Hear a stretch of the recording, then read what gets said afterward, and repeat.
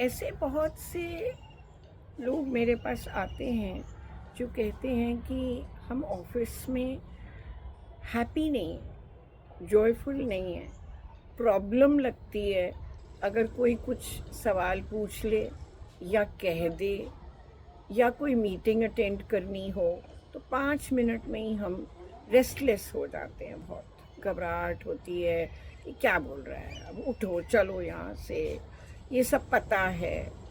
फिर धीरे धीरे पता चलता है अटेंशन ख़राब हो रही है।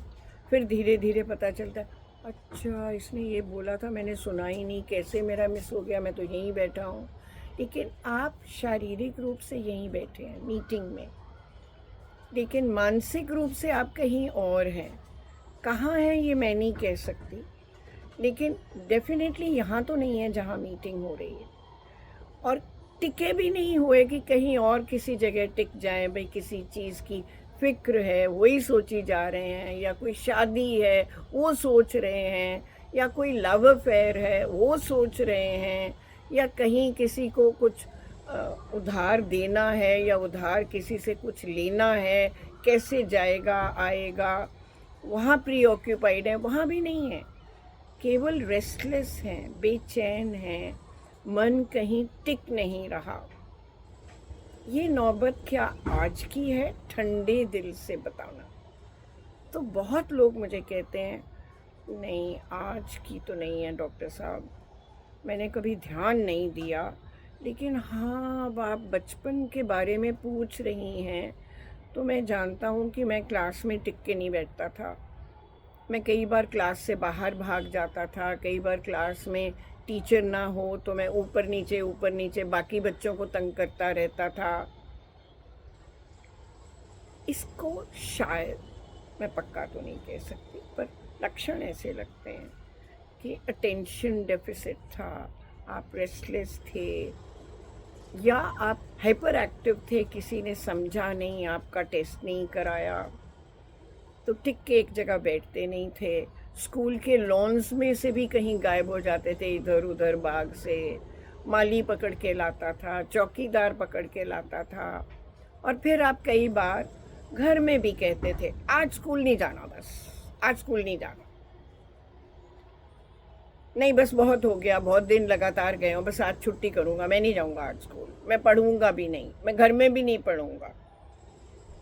माँ बाप बहुत अपसेट होते हैं पर मनोवैज्ञानिक को कंसल्ट नहीं करते। ये मेरा प्रचार नहीं है, ऐसा मत सोचना, मैं कितने देख लूँगी।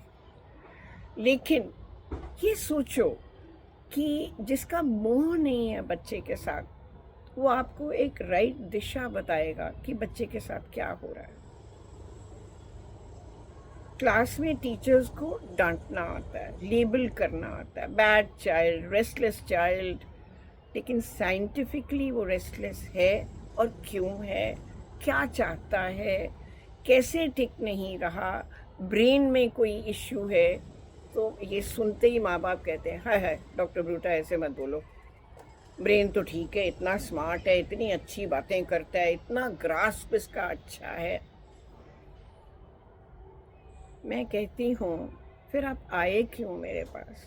अगर ग्रास्प भी अच्छा है, टिक के नहीं बैठता, कहना नहीं मानता, इधर उधर भागता है, चीज़ें टूट जाती हैं, आर्ग्यू करता है, सुनता ही नहीं है, घर नहीं आना चाहता, बाग में खेलता रहता है, नीचे चला जाता है, बुलाते रहो आता नहीं घर, छोटे भाई को डांटता है, बड़े भाई को मारता है, बड़ी बहन को गालियाँ देता है, उसके पेंसिलें, उसकी शार्पनर्स, उसके पेन्स उठा लेता है, फिर चीखा झल्ली होती घर में। बहुत तंग आई हुई हूँ मैं, माँ कह रही है। आप ज़रा सोचो मैं क्या बोल रही हूँ। मैं ये बोल रही हूँ आपका बच्चा बहुत प्यारा है, आपका बच्चा बुरा नहीं है, आपका बच्चा जान के नहीं करता, आपका बच्चा शरारती नहीं है,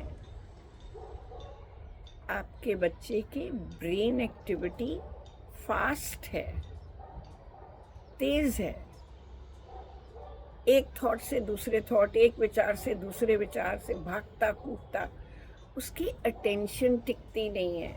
आपने नहीं ध्यान दिया, आज ऑफिस में ये हाल हो गया कि वो मीटिंग्स में नहीं बैठ पाता।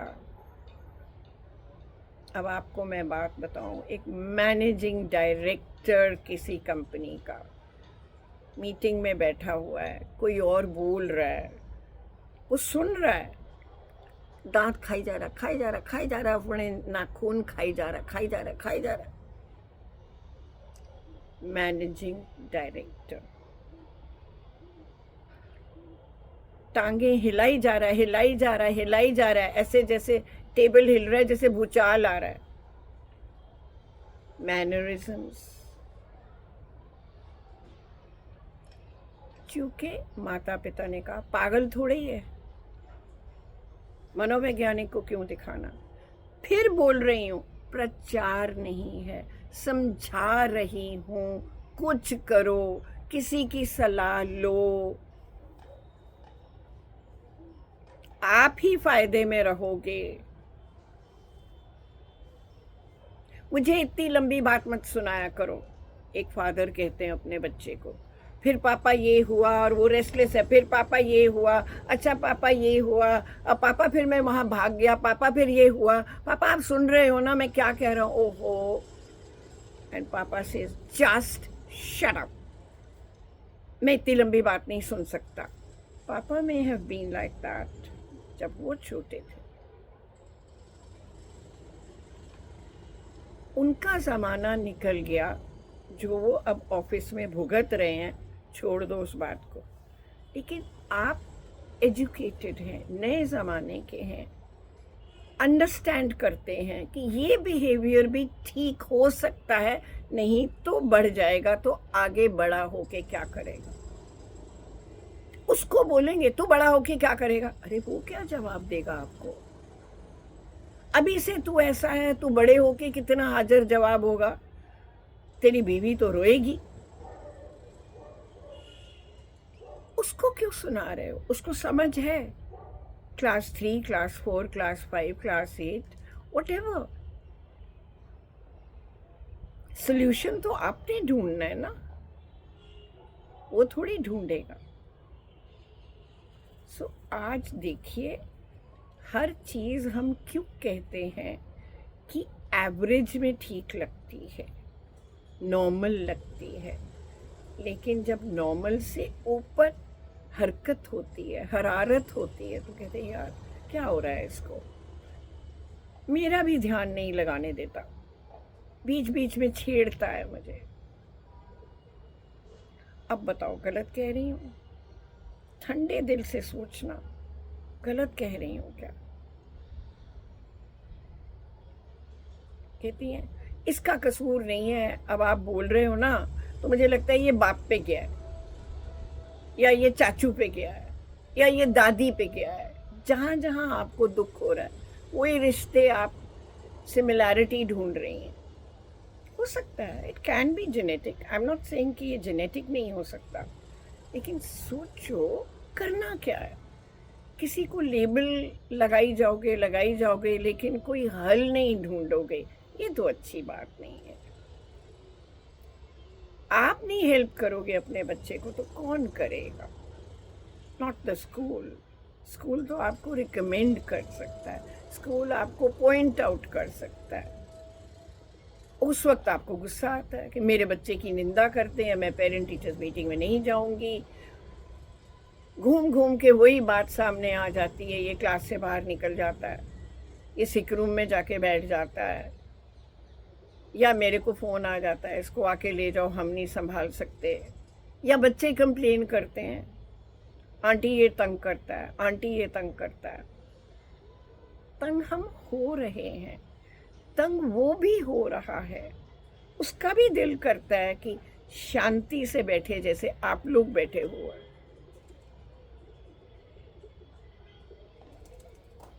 ये इम्पोर्टेंट है, जब आपके बच्चे पे कोई कमी सामने आए, टीचर से, प्रिंसिपल से, दोस्तों से, नेबर्स से, उसको बुरा नहीं मनाते, बल्कि समझने की कोशिश करते हैं कि ऐसा क्यों है।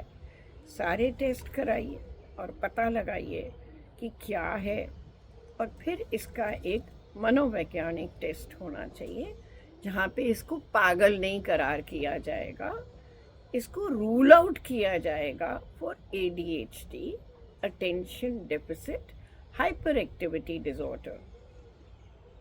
फिर प्रोग्राम्स में इसको आपको भी बताया जाएगा कि इसको कैसे हैंडल करना है, घर में क्या कराना है, कितने बजे कराना है। एंड आप देखिए कि कौन बेनिफिशियरी है। आप तो हो ही, क्योंकि आपको शांति मिलती है, हाय मेरा बच्चा, लेकिन बच्चे की पर्सनालिटी कितनी अच्छी तरह डेवलप होती है, ये बहुत ज़रूरी है। और अगर आपने निगलेक्ट किया तो क्या पर्सनालिटी बनेगी, बता दो। आपको पता है कई बार सेक्सुअली जब ऐसे बच्चे एडल्ट होते हैं, उनको इतनी भाजड़ होती है किस्सा ख़त्म करने की कि वो समझ ही नहीं सकते कि उनको इतनी जल्दबाजी क्या थी। और फिर उनका मैरिटल डिस्कॉर्ड भी होता है, यानी कि पति पत्नी के बीच में अनबन डिससैटिस्फैक्शन होती है। अब आप कहोगे लो डॉक्टर ब्रूटा पता नहीं हर चीज़ सेक्सुअलिटी में ले जाती हैं। सोचो मैंने क्या कहा है, ठंडे दिल से सोचो, उसके बाद किसी मनोवैज्ञानिक के पास जाके चर्चा करो, दोबारा समझो, टेस्ट कराओ। छोटी एज में ADHD, attention deficit hyper activity disorder. फिर देखते हैं कि बच्चा कितना अच्छी तरह अपने आप को संभालता है कि कोई भी क्लास में उसको डिसलाइक नहीं करेगा। इससे उसका सेल्फ कितनी अच्छी तरह डेवलप होगा कि उसको कोई इन्फीरियोरिटी कॉम्प्लेक्स नहीं आएगा। कोशिश तो कीजिए। Thank you.